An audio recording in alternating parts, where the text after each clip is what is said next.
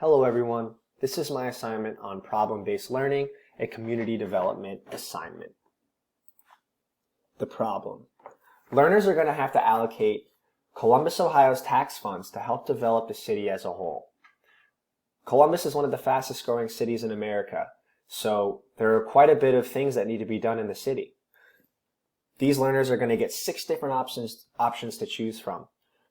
Their budget is going to be $50 million.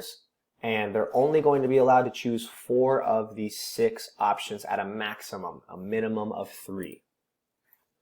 The target learners. So the learners for this problem are specifically going to be first-year community development students at The Ohio State University. These learners are willing, not captive, since they did choose to enroll in college themselves. These students have limited prior knowledge on the community development subject. They do want to pursue this topic, but this would be one of their first classes in the program. So students have access to all of Ohio State's resources, whether that be the labs, the library, or computers, or just the Wi-Fi. So for the task analysis, I specifically used the Dick and Carey model. So the learners need to be able to justify the allocation of tax funds to the different projects proposed. So they need to have actual physical backing to justify why they chose those projects. They can't just choose those projects on a whim. So learners need to educate themselves on the city of Columbus to determine what the city needs, what those holes are in the city, and where they might not need to invest in that project or where they really desperately need to invest in that project.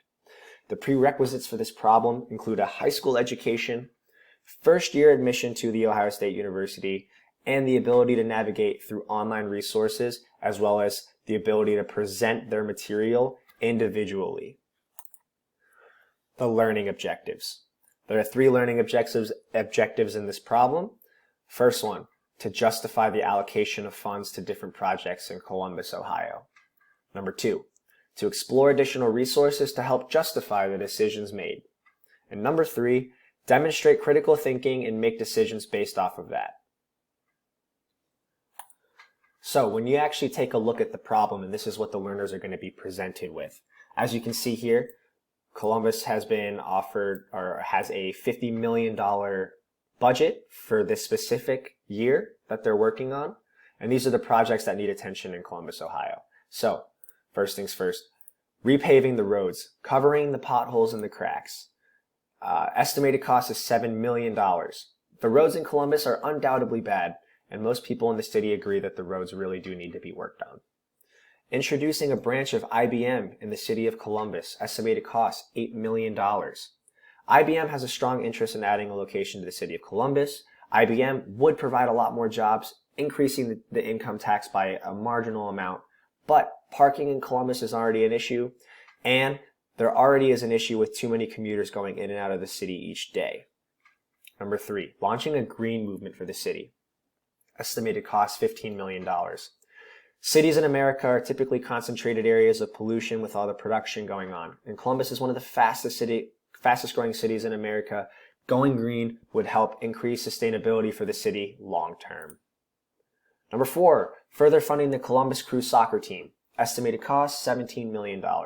The Columbus Crew is a favorite sports team, but it's the only pro team in the area. So instead of having just collegiate teams, a pro team would be nice.